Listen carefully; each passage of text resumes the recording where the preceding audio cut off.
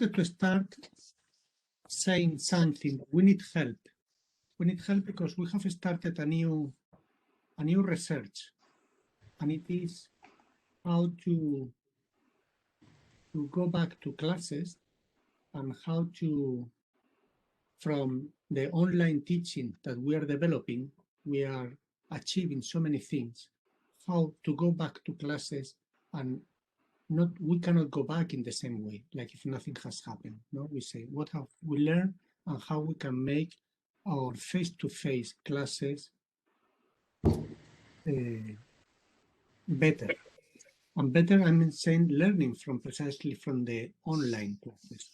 Then one of the conversations I have with the students, because I tell them that our relationship teacher-student works very well in the online system, right? I mean, there is a student in Umea University that she's doing on this, on how to go. She is in the bedrooms of other people, and other people are in her bedroom, no? And then she's designing that idea of the addition of backgrounds we have now together here. So we, as I say, the relationship teacher-student, student-teacher is super strong, but what it is missing definitely is the relationship student-student and the student life as such, no? And that is one of the things, and that is about the experiential relationship, and experiential relationship as well in the teaching. So in this request to everybody to give ideas, no? How we can make those classes face-to-face more experiential. I really would like to introduce our colleague, Jerzy Wątka. Yes, Wątka. And his talk or his reflection about learning by doing. That definitely it will be very inspiring for our project. So Jerzy, thank you so much. Thank you. So cheers, everyone. My Porto, it's a little bit stronger, so it's malt whiskey. Okay.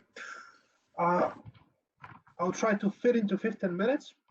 I would like to tell you today a little bit about how you can learn things by doing them, especially in architecture profession. I will base on our previous experiences.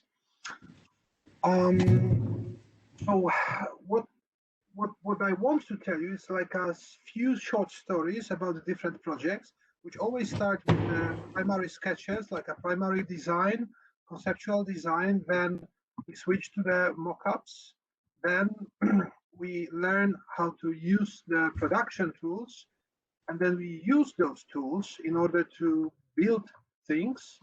And then I think it's also important part of the whole process, the fame. When the design is finished and you can present it in front of media or to your colleagues or maybe to teachers or to clients. In other words, when you are really proud of the thing that you built, I think it's really important part of the whole story.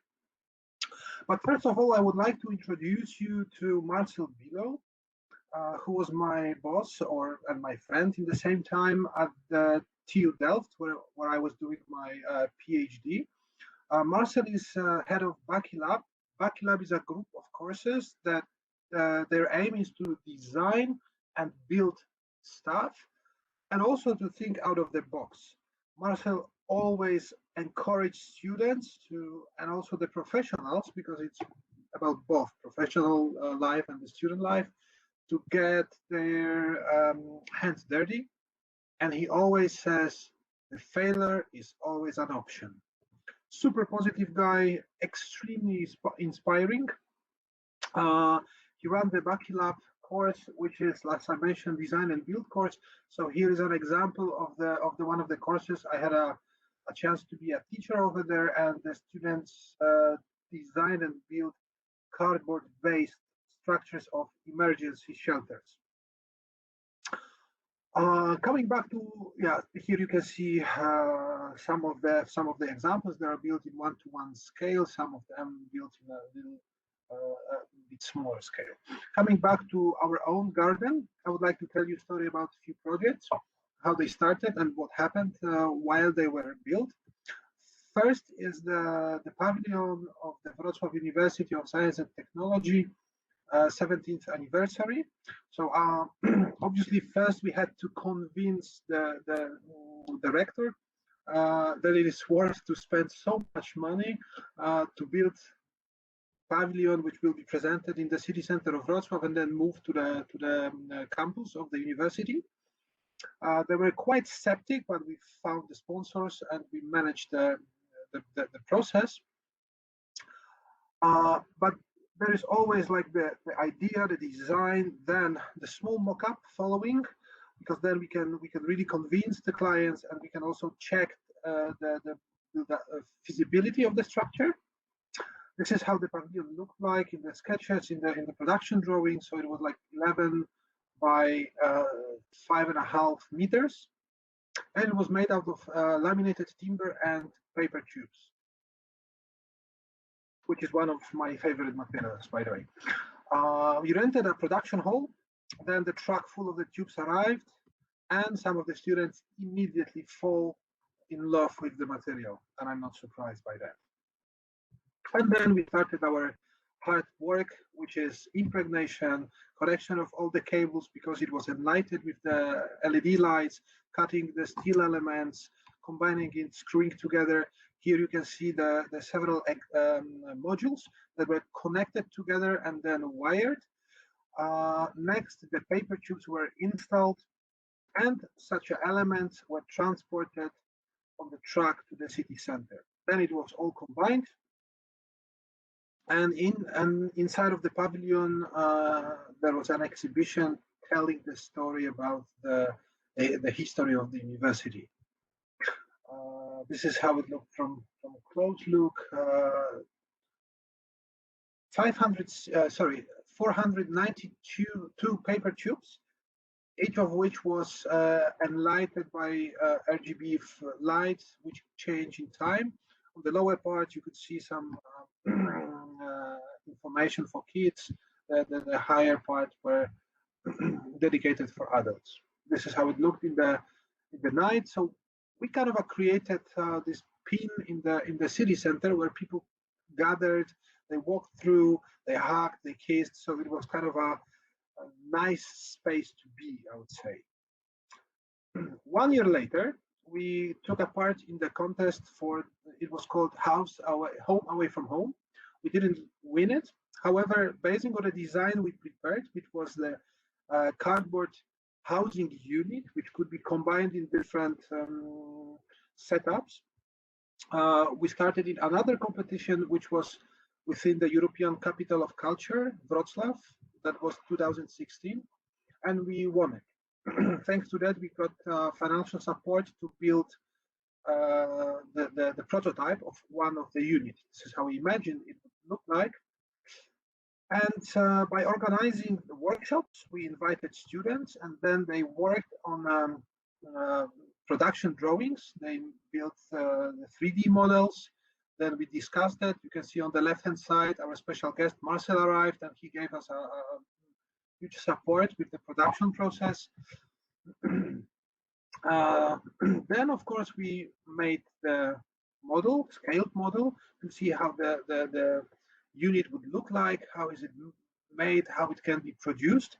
And then we switched to the production hall to create, again, the prototype. This is how the prototype looked like. And again, it was moved to the city center of Wrocław, where it was presented for 2 weeks. And later it was moved back to the campus of Faculty of Architecture, where it stayed for another 1.5 years.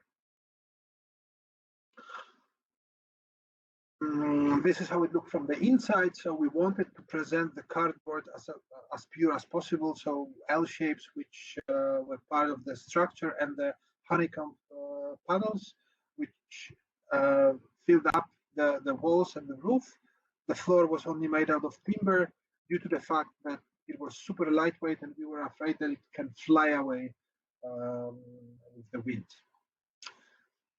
Another structure we built, this was made during our course, which is called Protolab. It's a pavilion of Zbigniew Herbert, one of the most famous poets from Poland. And that was the student design. They wanted to refer to the forest, which is quite often part of the poetry of Herbert, Zbigniew Herbert. And they created a structure which referred to the parts of the forest, like the green floor, trunks, and the crown. The idea was to make it out of timber and paper. So after the whole semester of design, we started to do the production drawings. Then we made the structural tests. We tested several materials. Corrugated cardboard appeared to be the best for this purpose, to create the roof. The roof was overhanging like 2.5 meters in one point. And I still cannot believe in that, because we had actually like 3 jigsaws, and with those 3 jigsaws, like 2 screwing machines, we just built the whole thing. So students were very into the project. They worked like for 2 weeks every day, but the process went quite well. We're pretty happy and pretty proud. This is, you can see the roof structure, which we finally moved to the final place, which was the heart of the university campus. This is the base for the plants, so the green part, and the wooden joints for paper tubes. We did the test for impregnation. Finally, we choose the best solution. Then we impregnated paper tubes. We connected with the wooden joints, and we moved everything to the heart of the campus. It was beautiful weather somewhere in July, and suddenly, out of nowhere, there was heavy rain. The next day, we met our structure completely wet and almost collapsed. But then Spirit of Marcel appeared, and we thought, okay, failure is always an option. So thanks to one of the students, Szymon Ciupiński, who came, and then he really put the spirit up. We moved back to the production hall, we remade the parts, and then we started to assemble it. And like 3 days later and 3 nights later, the whole structure was made. This is how it looked in the courtyard. And then next day, we had the final presentation open for media. And that was the moment I mentioned before, when the students were really proud. This is Szymon, who I mentioned before, who was like, who cheered us up. And they were really, really proud of what they achieved. Of course, there was some information in the local newspaper, also in the architectural magazines. The pavilion was supposed to stay there for 1 month. It was July, but this is how it looked after 6 months. And after another 3 months in March, we were asked to just dismantle it. And most of the structure was put into the recycling bin. The other project I would like to tell you, a little bit more serious one, was, well, serious, all are serious, but this one had another aim, was the project of paper nursery school in Yan, in China. When I was a student at Shigeru Ban Studio at Kyoto University of Art and Design, there was a huge earthquake next to Chengdu in China, and little town of Yan was completely destroyed, or destroyed like in 2/3. So this is how the city looked like when we arrived over there. Still being in Japan, we took part in the design of the kindergarten, which was made out of paper tubes. And then again, we were, I could say, forced to build the scaled mock-up. On the right upper hand side, you can see I was asked to prepare the joints between paper tubes with the use of foam. I asked, like, how? And they said, okay, we don't care, just do it, because we need to know if we can reach the elements with the tools, how much space we have, what will be the process of production. So having this experience has gained by creating those mock-ups, we moved to China. Then we prepared wooden elements, the connectors. And then with this overloaded truck, we went for a journey to the little town of Yan. We built the first row of the paper tube structure. We're super proud. And then one by one, the next rows were connected. Then I had to move back to home. However, they still proceeded, and then finally they finished the whole structure. Here you can see some joint between the paper tubes made of timber elements, and the final building, which was open to public in March 2014, actually a few days before Shigeru received Pritzker Prize. At the end, I would like to show you a short movie. So let me change the screen.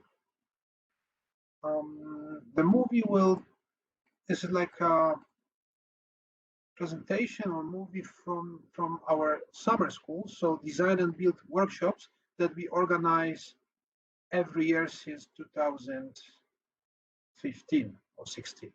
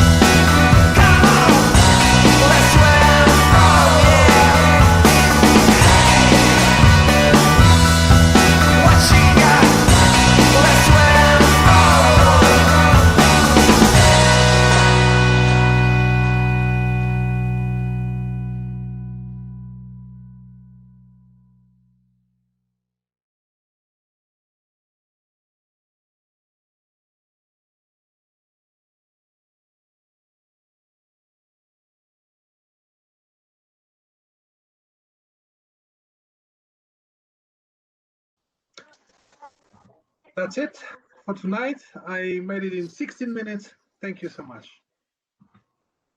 Thank you. Brilliant. Thank you very much. That was great. Really appreciated it.